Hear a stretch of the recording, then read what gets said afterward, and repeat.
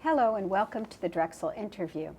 I'm your host, Paula Morantz-Cohen, speaking to you from the National Constitution Center on Independence Mall in Philadelphia. The National Constitution Center is the only institution in America chartered by Congress to disseminate information about the United States Constitution on a nonpartisan basis. Housed across from Independence Hall and the Liberty Bell in Philadelphia, the center is an interactive museum, national town hall, and headquarters for civic education.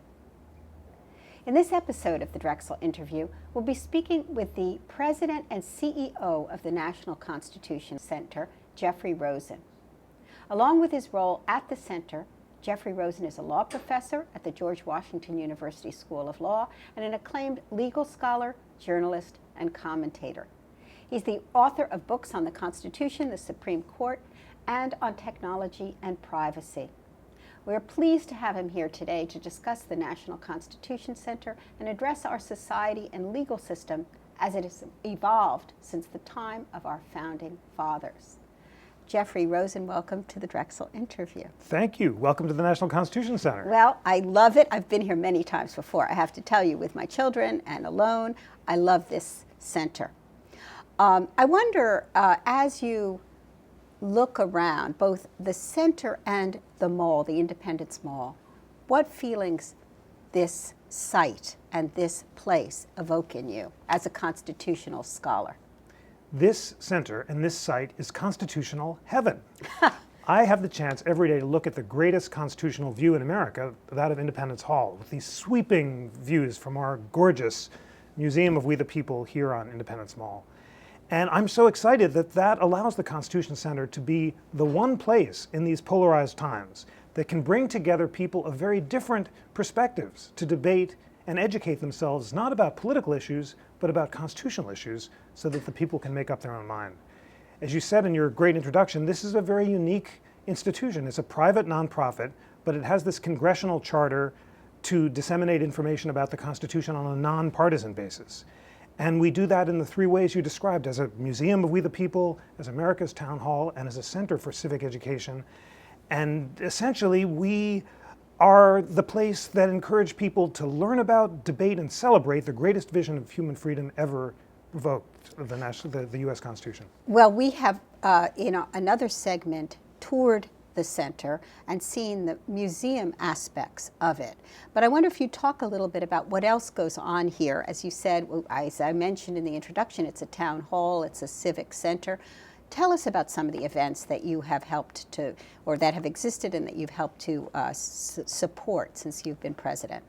It's so exciting, the range of groups and partnerships we've been able to bring together. So we've persuaded, thanks to a generous grant from the Templeton Foundation, we've persuaded the leading conservative lawyers group in America, the Federalist Society, and the leading liberal group, the American Constitution Society, to co-chair an advisory board of scholars that we call the Coalition of Freedom. And this advisory board, with this partnership, are co-sponsoring a series of debates and podcasts and symposia and national traveling town hall discussions. So, for example, we do these weekly We the People podcasts where every week I call up the leading liberal and conservative scholar in America to address the constitutional issue of the week. Recently it was the question of religious exemptions from anti-discrimination laws. This week it was the 150th anniversary of the death of President Lincoln. And these are building up a huge national and international audience. We're getting 350,000 downloads a week. Slate has just chosen us as one of their 12 top performing podcasts. We're part of their Panoply network, along with the New York Times and the Huffington Post, the only nonprofit that's doing this. And that's because there's a hunger for civil constitutional dialogue that brings together both sides. We had just recently here something called Freedom Day, which brought together the leading think tanks in America, the American Enterprise Institute, the Cato Institute, the ACLU, the Center for American Progress, and the Aspen Institute, all to discuss what the left and the right agree about and disagree about the future of freedom. And we're really one of the only places in the country that could have brought these groups together. But that's not all. That's the town hall stuff. We're also a center for civic education, and this great Templeton project is allowing us to create the best interactive constitution on the web. So we're going to call up the top liberal and conservative scholars for every clause of the Constitution to write about what they agree about and also what they disagree about. And that will be distributed on state-of-the-art mobile technology and on our website. And along with the College Board, which has a new requirement that everyone who takes the SAT and studies the AP US History and Government exam study the founding documents. And we think that this thrilling platform will be the one place in the country that, again, brings together the top people from all sides to talk about agreement and disagreement. And what's exciting about this project is we're talking not about political disagreements, but constitutional disagreements. And we believe very strongly there are good arguments on both sides of all of the constitutional issues at the Center for American Life. We are the one place that fairly presents both sides so that citizens can make up their own minds. Well, it's interesting. I mean, you've been focusing on this polarization that does exist, perhaps uniquely, but perhaps not uniquely, at this particular juncture in our history, and that this is a site where people can be brought together. Whether, in fact, they can be brought together to come to some sort of compromise or understanding position is unclear. But it's interesting that when we were in the signers hall, the dissenters panel is there. And that's a model for something, because as you had explained in our other segment, the dissenters were instrumental in bringing about change to the Constitution. And perhaps some of this will move us forward in the same sort of way. That is a great way of putting it. The Constitution is a conversation among people of fundamentally differing points of view. Justice Oliver Wendell Holmes famously said, the Constitution is made for people of fundamentally differing points of view. And the genius of the Constitutional Convention was, it was an experience of compromise, and the large states and the small states were able to compromise their interests and came up with a mixed system in which both were represented. But it was also a place where dissent was encouraged and ultimately led to constitutional transformation. And we believe, similarly, that constitutional conversations today are the way that people educate themselves about the Constitution and shape its meaning. It's meet and appropriate, as they say. It's a good thing that the center is in Philadelphia, across from the place where the Constitution and Declaration of Independence were drafted. There are many centers devoted to the Constitution in Washington. They tend to be strongly on one side or the other. They're the kind of think tanks that we were honored to bring together here. But Philadelphia was a place where people came from around the country to set aside their partisan concerns and to have discussions at a constitutional level. And when people come here, they're able to elevate themselves. And when citizens come to hear our discussions, I love bringing together people of very different points of view. And the rules are, we're only going to talk about constitutional questions, not political questions, so you can make up their own mind. And not recently, we had a great conservative group, and many of them had not been here before. And I said, I'll answer any constitutional question, but I just want to present the arguments on both sides. And everyone took out their pocket constitutions, and I love to wave mine and distribute it. And we had a great discussion on whether President Obama had the constitutional authority under Section 4 of the 14th Amendment to raise the debt ceiling. A pretty obscure question constitutionally. It has to do with the desire of the Reconstruction Republicans after the Civil War not to allow the South to repudiate the war debt. But people read from the text, they were debating both sides, and then we took a vote. And in this group, and it was mostly they were not fans of President Obama, many people concluded, we don't like the president, but he does have the constitutional authority to raise the debt ceiling, and others reached the opposite conclusion. And after the talk, a woman came up to me, she said, I'm a choreographer, I don't know about the Constitution, but I thought it was my responsibility as a citizen to educate myself about these issues. And that's exactly what we exist to promote, a place for people to set aside their partisan inclinations, to educate themselves about the arguments, to read the text, and to make up their own mind. So we've been talking about the American visitors and those particularly with particular political positions or perhaps thinking about political positions. What about the foreign visitors that you get here? You get tremendous numbers of people from outside of this country. What is their impetus? What is their response? I mean, can you give us a general sense of how foreigners feel when they visit the Constitution Center? It's so exciting to see people from around the world converging here. And they have such different traditions and different approaches to constitutionalism. But they're drawn to the idea of this document of freedom that has been such an inspiration for liberty around the world. I love to see them flocking to the wonderful interactive device that we talked about on the earlier segment, where you can click on any provision of the US Bill of Rights and see the spread of that liberty across the globe. And you'll see the other day a gentleman from Kenya came in and really wanted to see how the Kenyan Constitution treated aspects of equality compared to the US Constitution. We had an amazing talk by Mike Bezos at Freedom Day about freedom and the immigrant experience, and he was examining how the Cuban Constitution protects liberty and how an earlier version of it had protected liberty differently.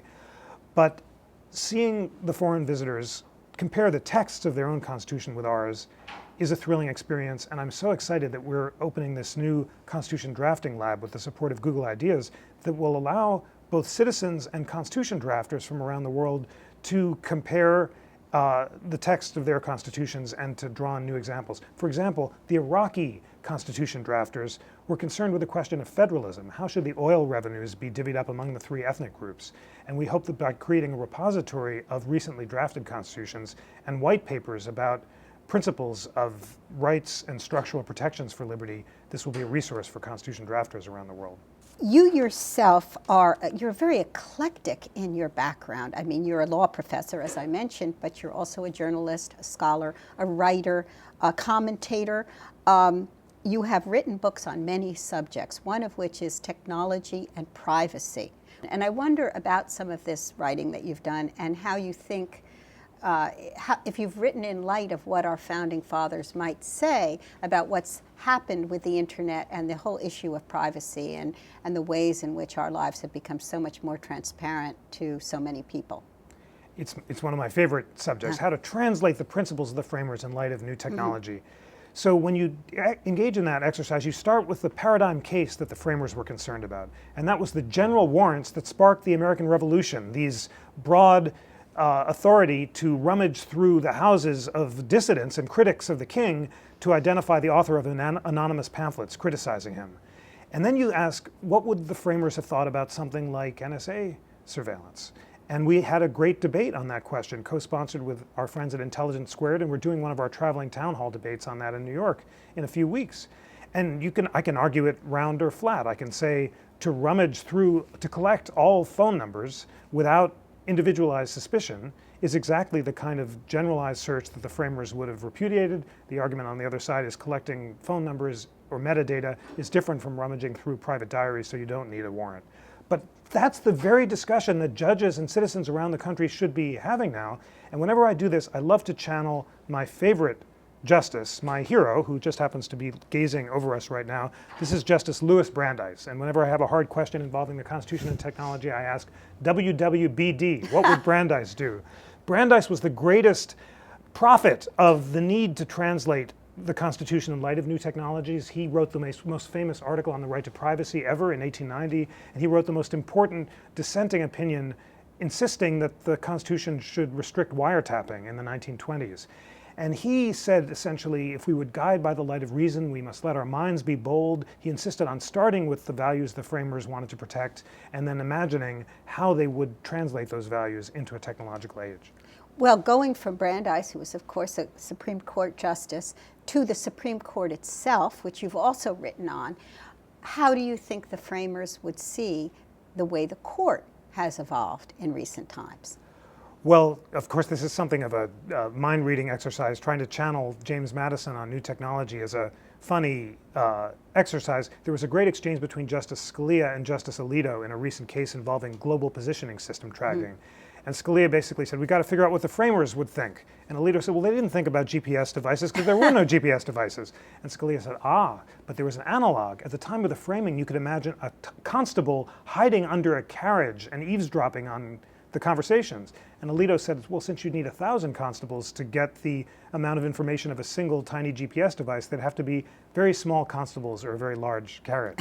So it's a bit of a stretch. Nevertheless, I am impressed and struck by the fact that although the court is divided about many questions, it's been united about questions involving law and technology. In that GPS case, all 9 justices said that the government could not put a GPS device on the bottom of someone's car and track his movements for a month without a warrant, although they disagreed on the reasoning. And in a more recent case, the court unanimously said that when the police arrest someone, they cannot, here I'm rummaging for I have 2 things, my pocket Constitution and of course my cell phone.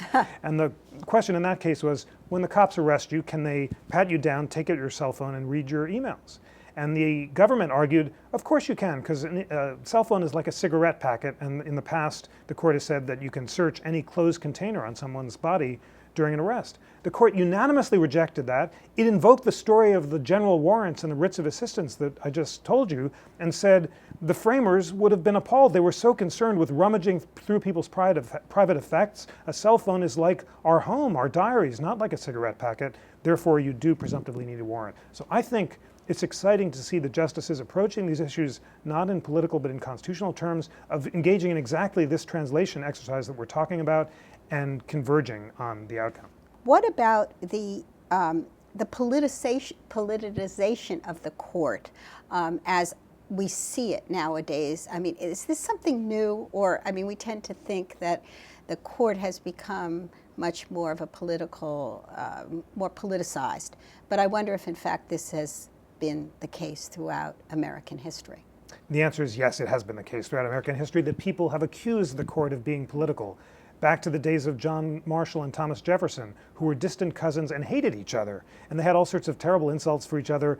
I think Marshall called Jefferson the great llama of the mountain. And Jefferson accused Marshall of twistifications and said he's so subtle that if he asks me the time of day, I'll say I don't know, because he'll twist it against me. He used the term twistification. Twistifications. It's a perfect Wonderful term for word. Marshall because Yeah. he did, in fact, engage in a twistification in the Marbury versus Madison case, where he said that the court, Madison had a right to the, Marbury had a right to the commission, but the court had no right to issue it because the law on which the court was relying was unconstitutional. As for today, I am not one who subscribes to the view that these judges are politicians in robes. I take seriously the constitutional reasons that the judges on both sides give for their decisions. I'm an admirer of Chief Justice Roberts and his ambition to put institutional legitimacy above ideological purity when it comes to deciding cases. Roberts set out this vision in an early interview when he first took office, and his hero is John Marshall. He's trying to convince the justices not to divide 5-4 on party lines, but to decide cases unanimously and narrowly. Not always succeeding, because it's a tough job, but I think if you look closely at the constitutional reasoning behind the decisions, you see all sorts of unexpected alliances that can't be explained politically. The First Amendment cases are often unanimous. In cases protecting really harmful hate speech, all 9 justices, or sometimes 8-1 with Justice Alito's objection, saying that people have the right to engage in very offensive funeral protests, for example. And you'll see Justice Scalia reaching conclusions that diverge from his political impulses in cases involving DNA surveillance, where he invoked the case of the writs of assistance, or flag burning. And justices on the other side, Justice Breyer, was in favor of the police DNA searches, even though he's seen as a liberal justice. So I think whenever I teach constitutional law, I begin by saying, don't assume it's all politics. If you do that, you miss everything that's beautiful and constraining and inspiring about the Constitution. You have to learn enough about these various methodologies of interpretation to educate yourself about how the justices are living up to their own principles, and then you can make up your own mind. Well, that's very uplifting for me to hear. I guess I have gotten a skewed or perhaps partial view, in that I tend to not know some of these cases that would blur the lines ideologically among the judges. I want to talk about legal writing. Another thing that you have been acknowledged for, I think you've won an award for your writing as a legal scholar, for the lucidity of your and the clarity of your writing. And it strikes me that this is in line with the tradition of our framers, our founding fathers, who were such eloquent writers, and writers who could both were elegant and yet were perfectly lucid. And yet we've lost, it seems to me, so much of that, particularly in the legal profession, but in every professional area. And I wonder what you think about that, and what are some of the remedies for being able, because clear writing and clear thought strike me as something that go very much together. The remedy is to read the founding documents and be inspired by the same literature that inspired the framers. You're right, but the beautiful simplicity of Jefferson's Declaration of Independence, which contains the entire theory of American government in a single spectacular paragraph, which you can find in this thrilling pocket constitution. Jefferson didn't make those words up from thin air. He was relying on the Virginia Declaration of Rights, written by George Mason, and Mason in turn was relying on colonial charters. Basically, the framers agreed on principles, on first principles. They agreed that people have certain basic natural and unalienable rights that come from God or nature, not government. That government exists to protect these rights, and whenever it subverts these rights, it's not only the right but the duty of people to alter and abolish government. And they read Scottish natural rights theorists like Francis Hutcheson or Jean-Jacques Burlamaqui and John Locke, of course. We have the Framers' Library upstairs.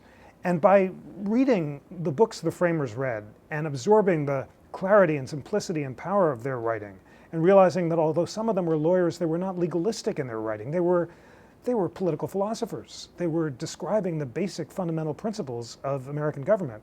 All of us can learn to simplify our own writing so that we're clearly expressing and candidly expressing to a candid world, as Jefferson said, these basic ideas. I don't really think that there is such thing as legal writing. The best advice I ever got from an editor was when you're writing, say it like you're telling it to someone over dinner. You want to be colloquial, you don't want to dumb things down.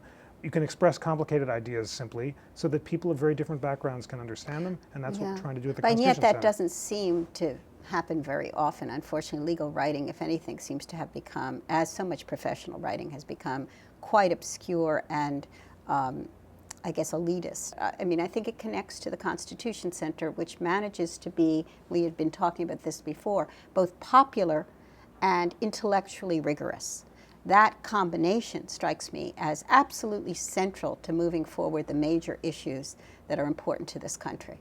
Thank you for that observation. That's exactly what we're trying to be. We have a strong faith in the intelligence of American citizens, and not only their ability, but their obligation to educate themselves about the Constitution at a high level. Here again, Brandeis is the model. He was a great idealist about the right and duty of citizens to develop their faculties, as he put it. He thought the entire point of free speech was to make people free to develop their faculties, to give them access to the facts on which they could make an informed decision so they could be fully self-governing and self-fulfilled.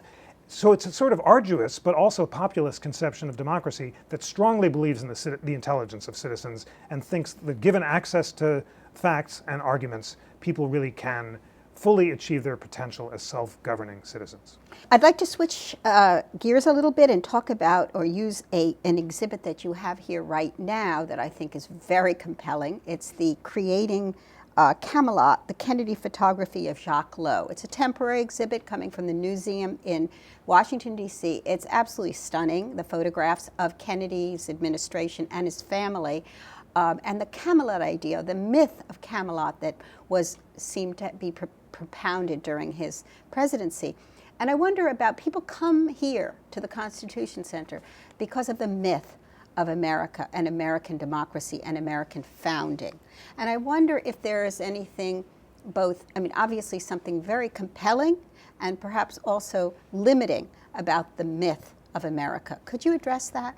Yes, indeed. It's a beautiful exhibit. And as you say, just seeing these pictures of the Kennedys, they're sort of informal, taken by their favorite photographer. It's a kind of curated intimacy. It was the last time in American history that the president could give the public a glimpse into his private life, but also control the boundaries. In an age of celebrity, that's all gone.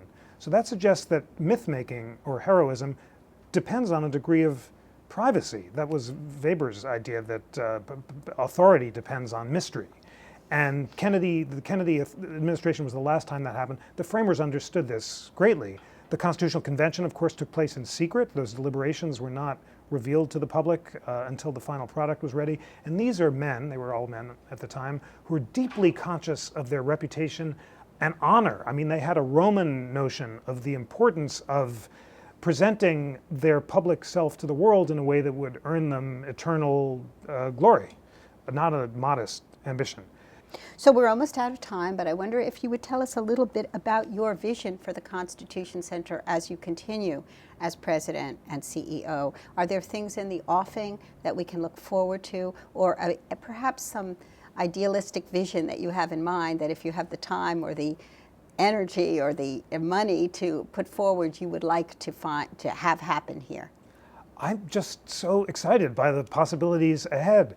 This is the one place in America that is going to, in fact, bring people together on every media platform to debate the Constitution and educate themselves about it. We have a series of exciting collaborations with groups ranging from the College Board to Google to the Atlantic magazine to Slate, Yahoo News. Every day, new people, new media platforms are eager to have a place that can bring sides together that don't usually speak together. So what I'm excited about is the idea that really school kids across America and citizens across America, students from 8 to 80, can be introduced to the techniques of constitutional debate, can learn about the best arguments from constitutional history, can see the best groups from both sides coming together for the first time to debate these issues, and can, in a substantive way, shape the meaning of the Constitution through this thrilling platform of national debate and education. I feel so privileged to be here. I really feel, I pinch myself every day that I come to work.